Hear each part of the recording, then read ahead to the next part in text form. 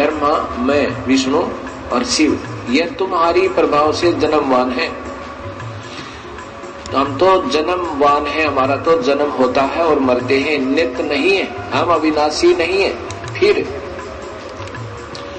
इंद्रादि दूसरे देवता नित्य किस प्रकार हो सकते हैं? कृपया अवश्य सुनिए जगत गुरु तत्वदर्शी संत रामपाल जी महाराज के अमृत वचन।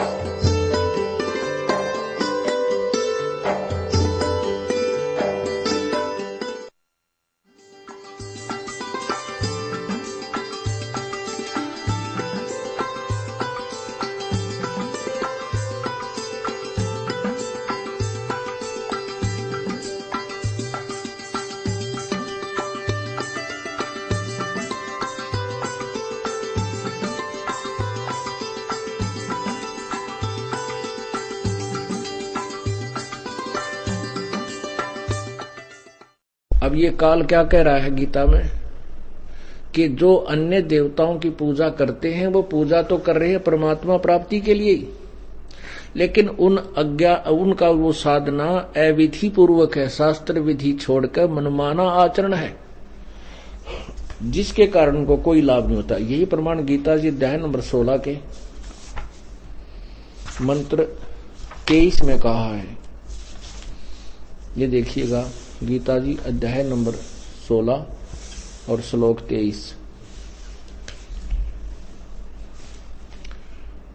जो पुरुष शास्त्र विधि को त्याग कर, अर्थात जो अविधि पूर्वक साधना करते, जो शास्त्र विधि को त्याग कर अपनी इच्छा से मनमाना आचरण करते हैं, वह न सिद्धि को प्राप्त होते हैं, न परम गति को और न सुख को ही। अब क्या बता दिया? ये स्पष्ट कर दिया कि जो अन्य देवताओं की पूजा करते हैं वो शास्त्र विधि त्याग का मनमानी पूजा है, शास्त्र विधि विरुद्ध, मतलब अविद्या पूर्वक है। और वो साधना स्पष्ट कर दी गीता जी अध्याय नंबर 16 के मंत्र 23 में कि ऐसी जो साधना करते हैं उनको न तो कोई सुख होता है, न कोई सिद्धि प्राप्त होती है, न ही उनकी परम गति होती है, अर्थात व्यर्थ। गीता जी अध्याय नंबर 17 के प्रथम मंत्र में अर्जुन ने प्रश्न किया कि हे कृष्ण, क्योंकि वो कृष्ण मान रहा था उसको, वास्तव में वो काल था, श्री कृष्ण नहीं थे, वह श्री कृष्ण के शरीर में बोल रहा था वो काल। क्या पूछा कि हे अर्जुन, हे कृष्ण, अर्जुन पूछ रहा है कि जो शास्त्र विधि त्याग के, अर्थात शास्त्र विरुद्ध साधक जो हैं उनके कैसे स्वभाव होते हैं। अब क्या बताते, इसे भी क्लियर हो जाएगा कि वो किसकी पूजा करते हैं, शास्त्र विरुद्ध साधक, शास्त्र विधि विरुद्ध साधक। अब देखिए गीता जी अध्याय नंबर सप्तदशो अध्याय प्रथम मंत्र। हे कृष्ण, जो मनुष्य शास्त्र विधि को त्याग कर, अर्थात मनमाना आचरण श्रद्धा से युक्त होकर देव आदि का पूजन करते हैं और देवताओं की पूजा करते हैं, उनकी स्थिति फिर कौन सी, सात्विक अथवा राजसिक या तामसी। अब यहां दूसरे मंत्र में 17वें अध्याय के में उत्तर दिया है गीता ज्ञानदाता ने, मनुष्यों की वह शास्त्रीय संस्कारों से ही रहित केवल स्वभाव से उत्पन्न, मनमाना, मनुष्यों की वह शास्त्रीय संस्कारों से रहित केवल स्वभाव से उत्पन्न मनमानी पूजा, श्रद्धा सात्विक और राजसी और तथा तामसी, ऐसे 3 प्रकार की होती है, उसी को मुझसे सुन। क्या बताया है? ये भारत सभी मनुष्यों की श्रद्धा उनके अंतःकरण के अनुरूप होती है। यह पुरुष श्रद्धा में, इसलिए जो पुरुष जैसी श्रद्धा वाला है स्वयं भी वह वैसा ही है। अब आगे देखिए 4 में क्या कहा है कि जो सात्विक पुरुष हैं, ये 17वें अध्याय का 4था श्लोक है, सात्विक पुरुष देवों की पूजा करते हैं, जो शास्त्र विधि त्याग के मनमानी पूजा करते हैं, जो व्यर्थ है, उनकी स्वभाव कैसा है? सात्विक पुरुष जो ठीक सी आत्मा के हैं वो देवताओं की पूजा करते हैं, और थोड़े से निकम्मे टाइप के और राजस पुरुष यक्ष और राक्षसों की पूजा करते हैं। उनसे भी निम्न सत्र के जो तामसी है मनुष्य वे प्रेत और भूतों की पूजा करते हैं। लेकिन है ये सारी शास्त्र विरुद्ध। पुण्यात्माओं, यदि हमारे को थोड़ा सा भी ज्ञान हो तो हम तुरंत ही उस अपनी अविद्या पूर्वक साधना को तुरंत त्याग देंगे। हमने जो भी हम कार्य करते हैं उसको इसलिए करते हैं उसका कोई हमें प्रतिफल अच्छा मिले। लेकिन भक्ति मार्ग में हम इतने जीरो हो गए हैं कि हम भक्ति अवश्य करते हैं, पर ये नहीं पता इससे लाभ होगा या ना होगा, क्या होगा, कहां तक होगा, किस प्रकार की हमें उपलब्धि होगी। बस आंख मीच का मंडे रहे हम लगे रहते हैं, तो वो साधना करना व्यर्थ है। जैसे सुबह बताया था कि अपने मार्ग पर, अपने घर को चलने से पहले रास्ते का अच्छी तरह, मार्ग का अच्छी तरह निर्णय होना चाहिए, तब उस पर चलने का फायदा है। अन्यथा हम कुमार्ग पर जाकर के कभी अपने घर नहीं पहुंच सकेंगे। हमारा अगर सत्यलोक है, सत्यलोक में जाने के लिए हमें वही सुमार्ग चाहिए जो उन संतों को प्राप्त हुआ जिन्होंने जो सत्यलोक में गए। जितने जो सत्यलोक का डंडोरा पीटने वाले राधा स्वामी पंथ और धन धन सतगुरु, इन्होंने ठेका ले रखा है। और ये क्या बताते हैं कि वहां परमात्मा सत्यलोक में सतपुरुष है, चेतन ही चेतन है, वहां प्रकाश ही प्रकाश है, वहां नूर ही नूर है, और आत्मा वहां सतलोक में जाकर के उस नूर में समा जाती है। ऐसे समा जाती है जैसे समुद्र में बूंद समा जाती है। भले पुरुषों, हम भगवान की प्राप्ति, भगवान को ढूंढ रहे हैं, परमात्मा के सारे नोमेनक्लेचर दे रखे हैं, और फिर कहते हैं वहां भगवान है ही नहीं, तो वहां जाकर के हम क्या करेंगे? वहां तो फिर हम वैसे ही लट्ठम लट्ठा फेर रहेंगे। और वहां कहते हैं लीन हो जाता है, फिर ऐसी गलती करेगा कौन? कोई किसी को कहे कि वह समुद्र में कूद जा और वहां लीन हो जा, उसमें समझदार आदमी तो डेर करेगा नहीं, उसमें हिम्मत नहीं करेगा। तो इसलिए उन्होंने थ्योरी ही गलत बना रखी है। उनको ये नहीं पता सतनाम किसे कहते हैं, सतलोक किसे कहते हैं, सचखंड क्या है। सुन रखा उन्होंने। सतसार नाम क्या है, सार शब्द के है। वो कहते हैं सतलोक भी वही है, सार शब्द भी उसी को कहते हैं, सतनाम भी उसी को कहते हैं, सतपुरुष भी उसी को कहते हैं, और सार नाम सतनाम वो एक ही है। यानी सतपुरुष तो परमात्मा होया, सतलोक वो स्थान जहां भगवान रहता है, और सतनाम वो सच्चा नाम जो दो मंत्र का है जिसके जाप से परमात्मा मिल जाएगा, और सार नाम भी उस परमात्मा की प्राप्ति में सहयोगी है। ऐसे ही सार शब्द, ये सभी अलग अलग सतिथि हैं, वो कहते हैं एक ही है।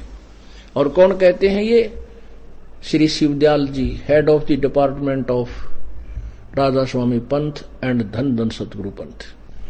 ये देखिएगा, सारवचन वार्तिक एक पुस्तक है जिसमें लिखा गया है कि ये पुस्तक स्वामी शिवदयाल जी, जो founder of the Radha Soami पंथ, जो राधा स्वामी पंथ का प्रवर्तक है, उसके विचार सुनाता हूं। ये देखिएगा, सारवचन राधा स्वामी वार्तिक, हजूर स्वामी जी महाराज, राधा स्वामी सत्संग व्यास। प्रकाशक हैं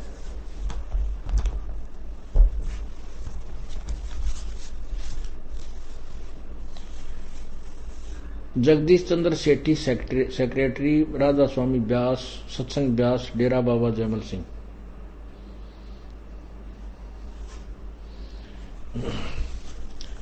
भूमिका में क्या लिखा है?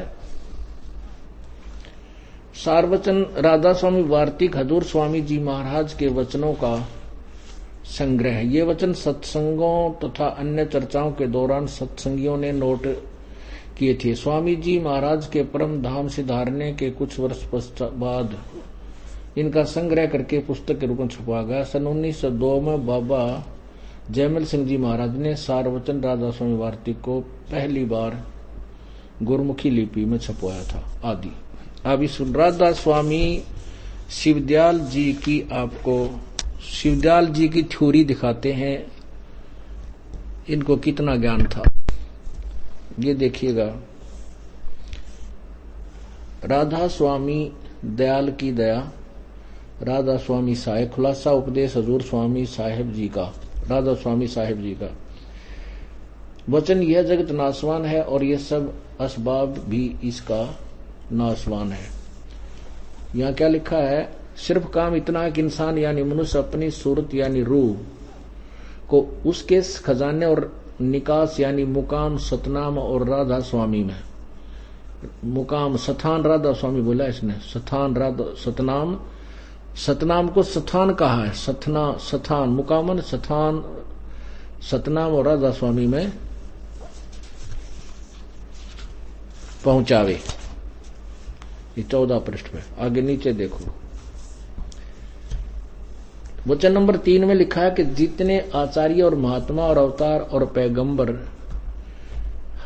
पैगंबर हर एक मजहब में हुए हैं, वे सब अपने अभ्यास के जोर से अंतर में तरफ मुकाम असली के चले, पर सब के सब दूर स्थान तक नहीं पहुंचे।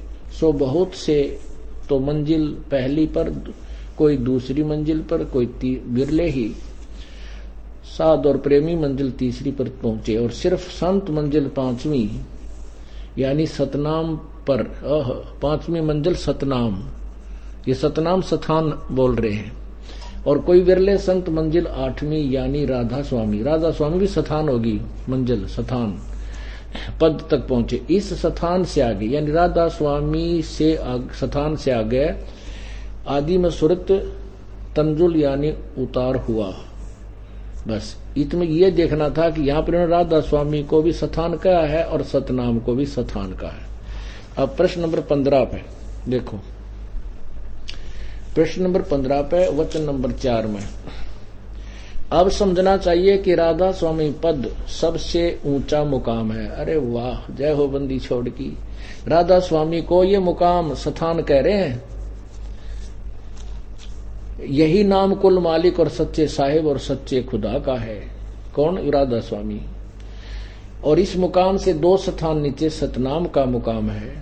राधा स्वामी सथान के नीचे सतनाम का स्थान है। और जिसको संतों ने सतनाम को, जिसको संतों ने सतलोक, सचखंड और सारसबद और सतसबद और सतनाम और सतपुरुष करके बयान किया है, वो कर दिया गुड़ गोबर सारा ही। ओ तेरा गजब हो, कमाल कर दिया। इसके ऊपर लाखों करोड़ों श्रद्धालु आंख नीचे बैठे इनकी थ्योरी के ऊपर। अरे थरा गजब। ये गए कहाँ होंगे जब इनकी थ्योरी इतनी बेहुदी है, खत बिल्कुल गलत है।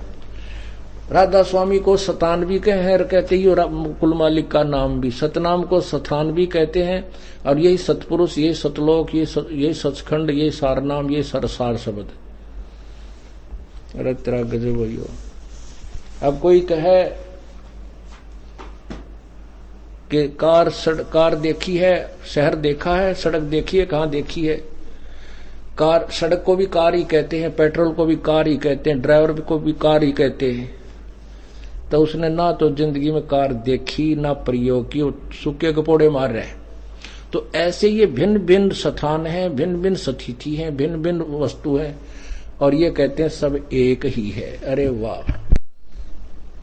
अब आपको दिखाते हैं धन धन सतगुरु वालों का एक बहुत ही सुंदर नाम लिखा है, सचखंड की सड़क।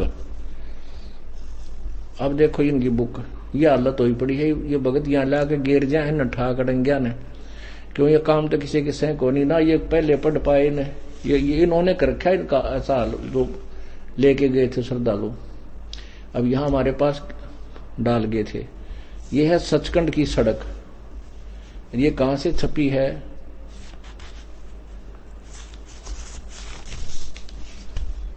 ये छापने वाले हैं हजूर महाराज सतनाम सिंह जी। दूसरी बार सतनाम सिंह जी, डेरा सच्चा सौदा, सिरसा, हरियाणा से। और इसके अब देखो 226 पृष्ठ पे,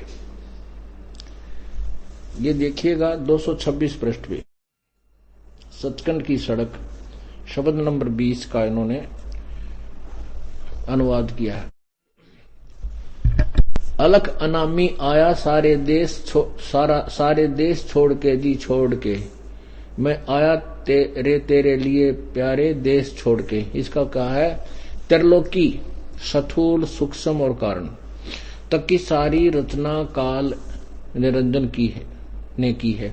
संतों का देश सचखंड या सतलोक है, वही सत्य पुरुष या आदि पुरुष का स्थान है। अब यहां तक तो ये ठीक बोल रहे हैं, ये बाद में सुनी सुनाई। वह अजर अमर अविनाशी और सदा एक रस है, वहां चेतनता ही चैतन्यता है, प्रकाश ही प्रकाश है सचखंड में। नीचे के पिंड तक की कुछ कुल रचना का आदि और अंत वही है। उसी को, किसको? देखो, संतों का देश सचखंड या सतलोक है, वही इस सचखंड को यानी सतलोक को क्या कहते हैं? उसी को सतनाम सतशब्द और सार शब्द कहा जाता है। अरे वाह! अब सतलोक को कहते हैं, सतलोक को सतनाम सतशब्द सार शब्द उसी को कहा जाता है।